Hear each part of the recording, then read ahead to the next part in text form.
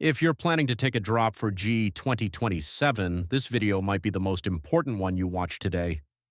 A drop year is not just an extra year, it's a second chance to completely transform your rank, your mindset, and your future.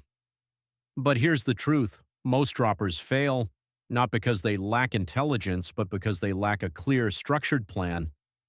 So in this video, I'm going to give you a powerful, practical, and realistic schedule that can take you from average to top rank in JEE 2027. No fluff, no motivation-only talk, just a system that actually works. So firstly, we will follow according to Allen Coaching Test Series schedule, and you too will get these tests to attempt on their respective dates. First test will be on 22nd June, and after that, in every 14 days, there will be a test which includes several chapters.